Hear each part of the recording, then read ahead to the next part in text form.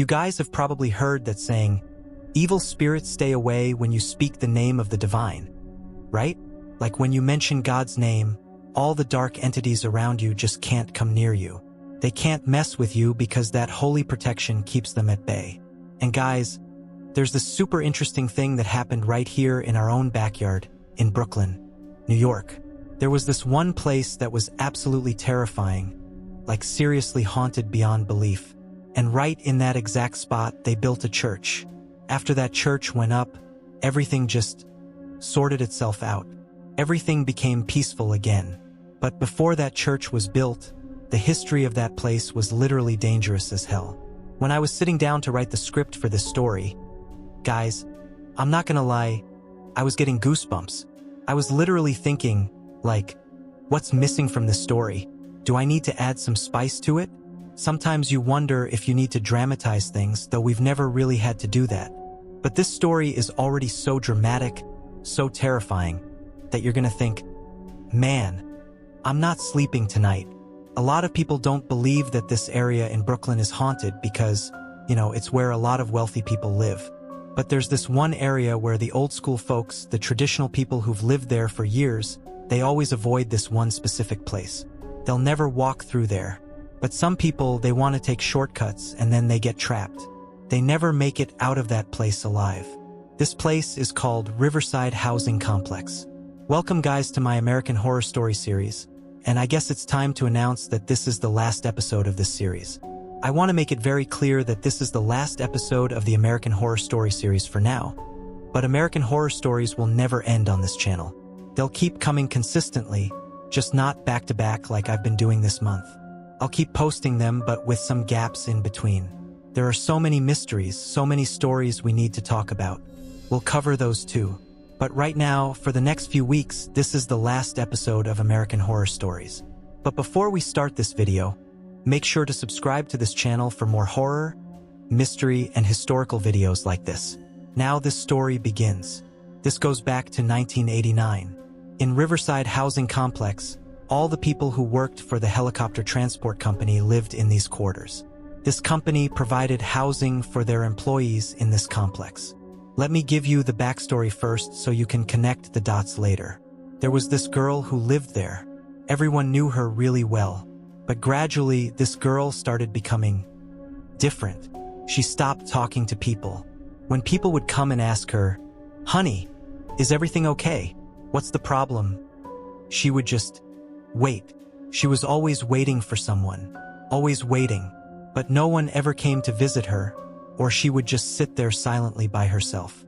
Right next to Riverside Housing Complex, in the same compound, there was this big oak tree. She had been sitting there for 2 or 3 days straight. Everyone could see her, but they didn't think anything was seriously wrong. Then one morning, everyone wakes up and looks over by the oak tree. They see a burned body lying there. When they went to check, they realized it was that same girl's body. Many people were shocked, but many others kind of expected it because she had been going through so much pain. She was really into flowers, guys. She always had them with her everywhere she went. And next to her body, there were flowers scattered around too. But after this incident happened, everyone who lived in Riverside Housing Complex had to leave. They had to move out because of what started happening there. Riverside Housing Complex today is just ruins. People who used to pass by that area would see and hear things, screaming and crying sounds of that one lonely girl. No one knew exactly what happened, but they knew that whatever was there wasn't going to let anyone live in peace. It would make them part of its world. After people saw that things were getting out of hand, what did they do? They tried to establish a church there, and they did it. After that, either no one went there anymore, or maybe that girl stopped coming there. She stopped wandering around. Nobody really knows for sure what happened. But here's the thing, people do go to that church area now. But no one talks about what happens at night, and definitely no one goes near that church area after dark. And guys, this story is super famous. It's really well known in the Brooklyn area. But there's another place near New York City. That area is called Westchester County. In Westchester, there was this taxi driver. His name was Mike. He used to work night shifts. This was much later, around 2015. Mike was a pretty decent young guy. and he was enthusiastic about working night shifts.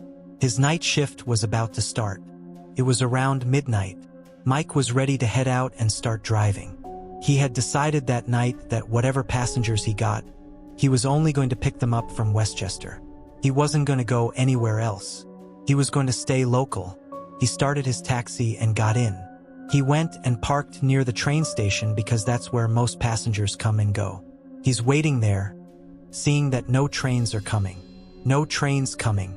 No trains coming. But then this old man comes walking out from the station. Well, not exactly from the station, but from near the train tracks.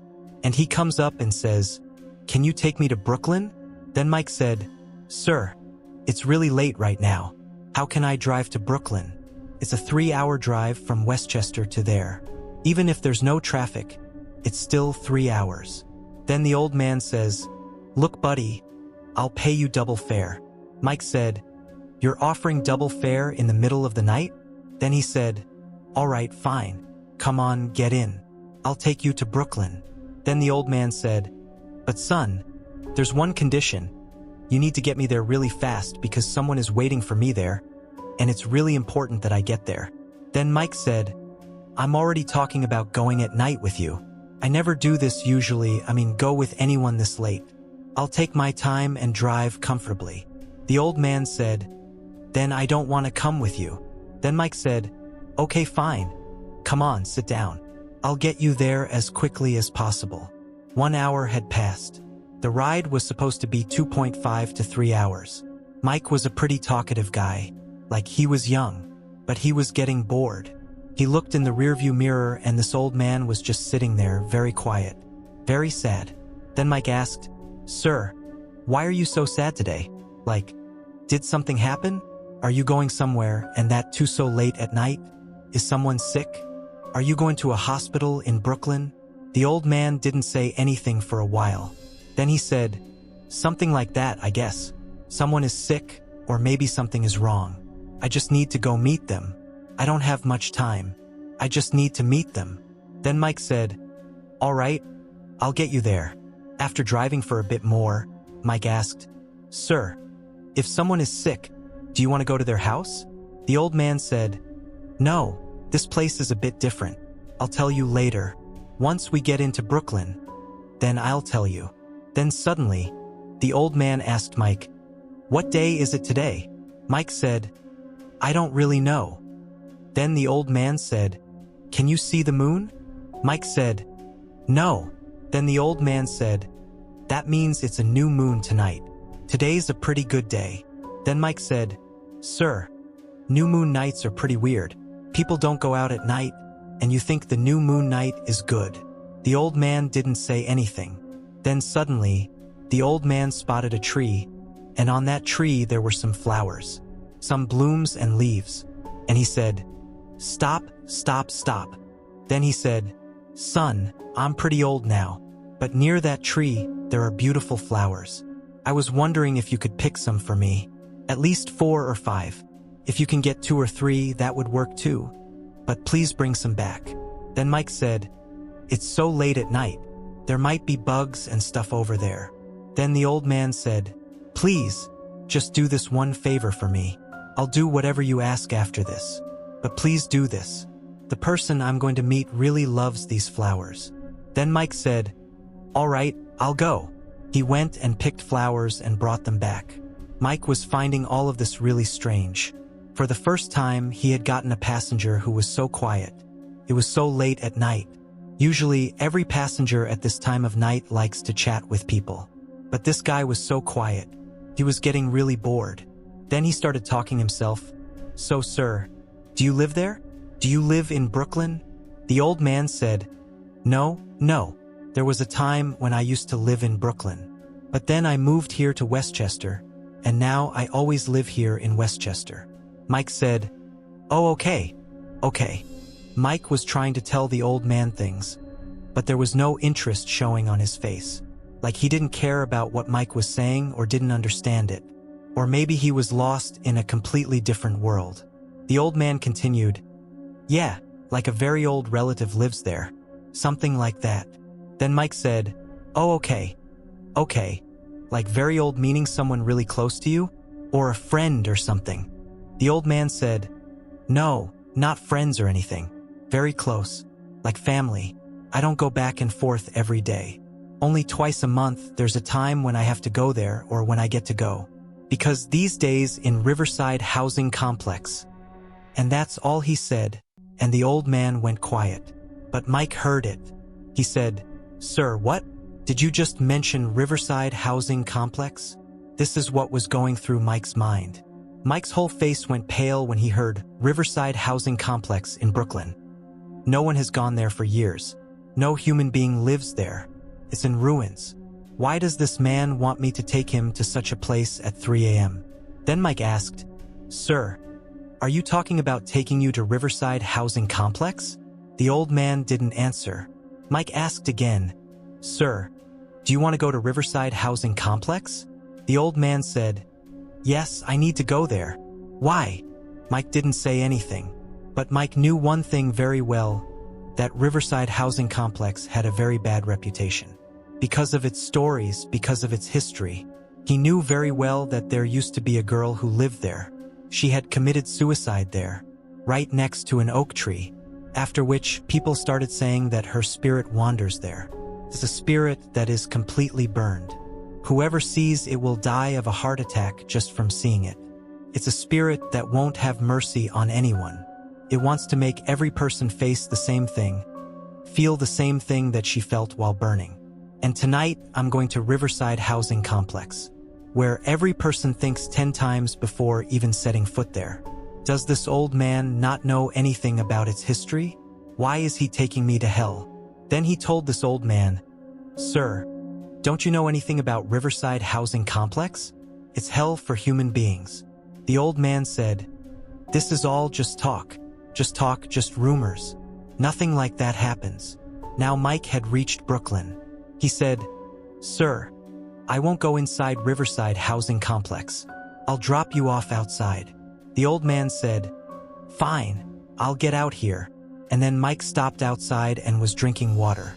He thought the old man would take money out of his pocket and pay him. But at that moment, he saw that the old man wasn't visible anywhere around.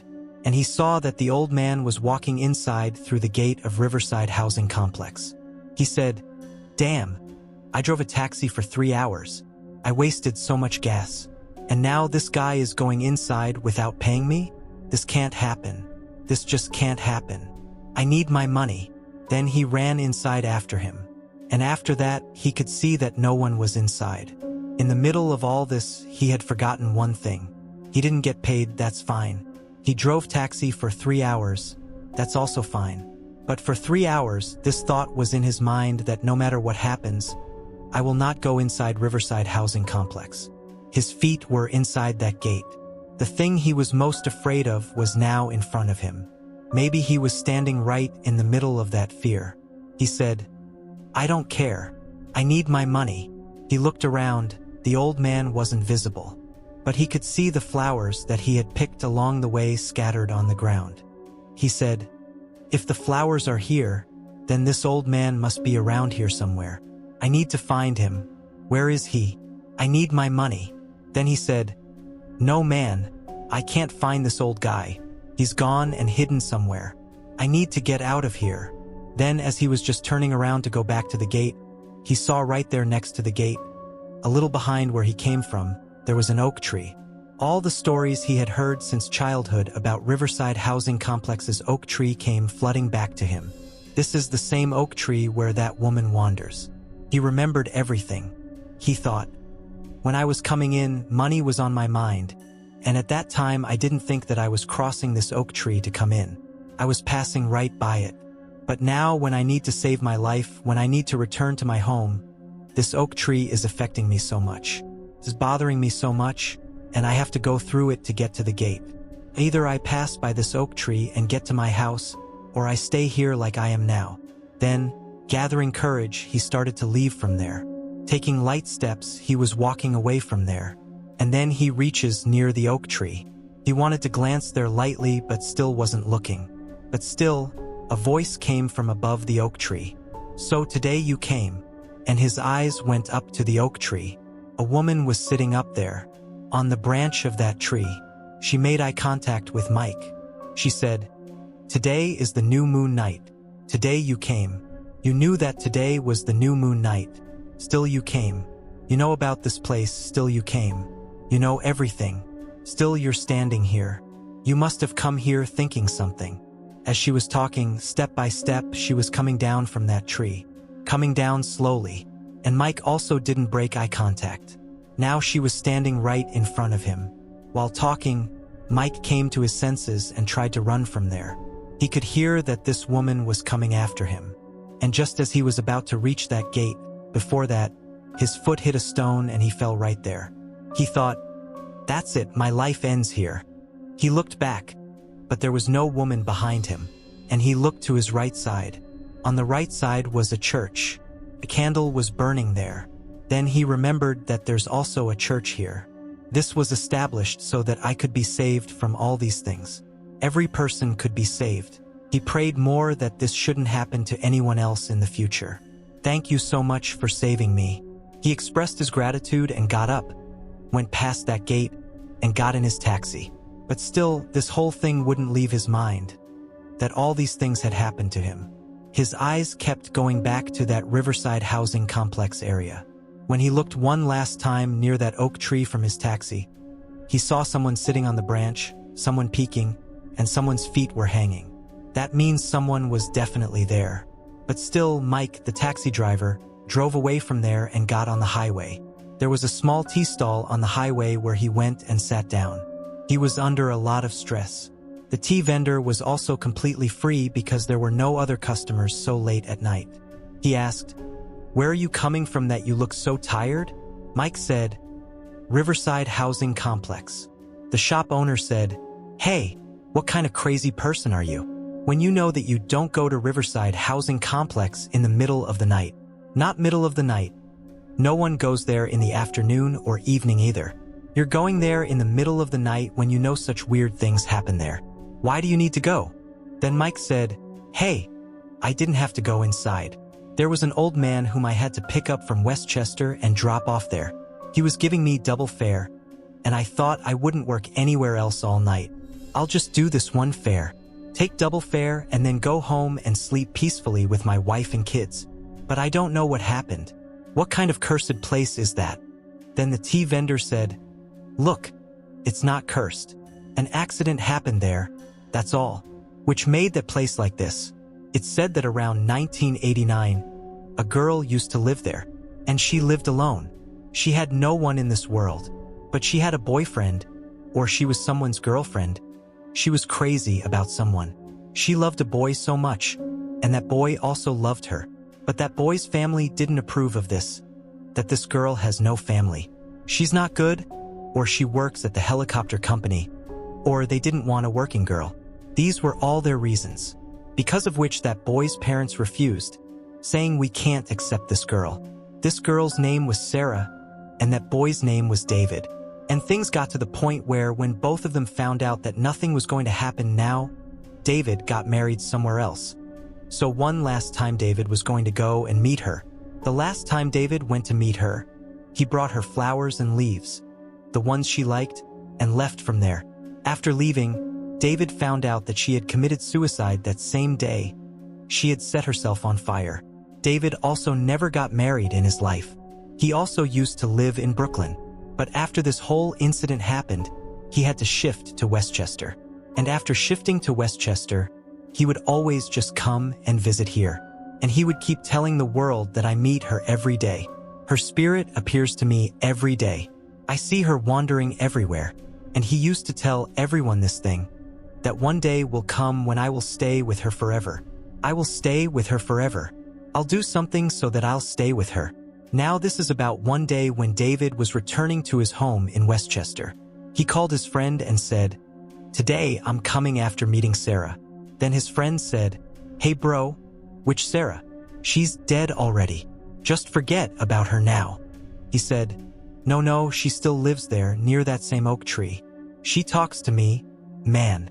Then his friend said, "Okay, fine. What did she say? Tell me." He said, "I'm very lonely here. When will you stay with me forever?"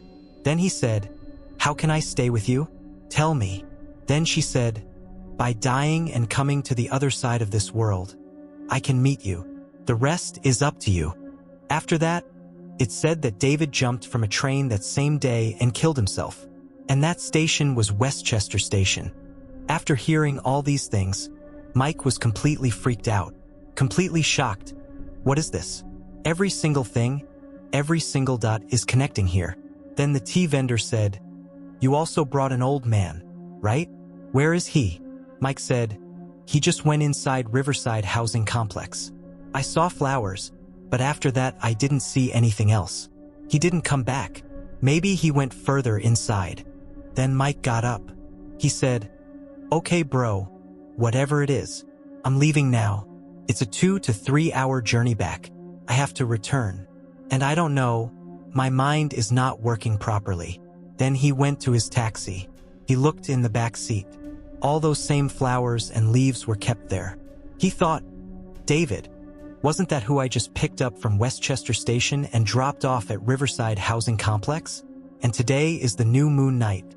Maybe this was his spirit, his wandering soul. Forget it. I don't want anything to do with all this. I'll go home and sleep, and from now on, I'll never work night shifts again. Never." Now Mike comfortably sits inside his taxi. He wipes his sweat. He looks in the rearview mirror.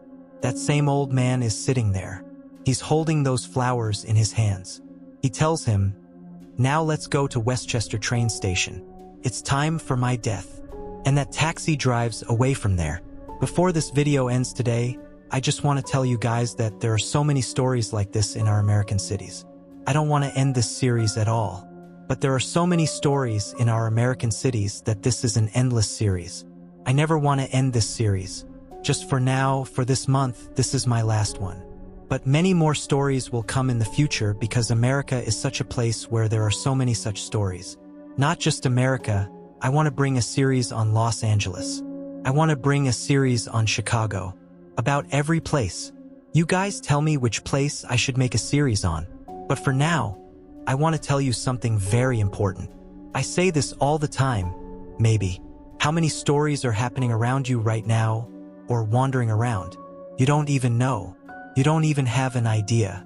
So never have too much sympathy for anyone. Don't trust anyone too much. Otherwise, it's possible that person may or may not be human, you won't know. And they might take you to their world and make you part of a story too. Thank you guys. And I'll meet you in the next video. Thanks.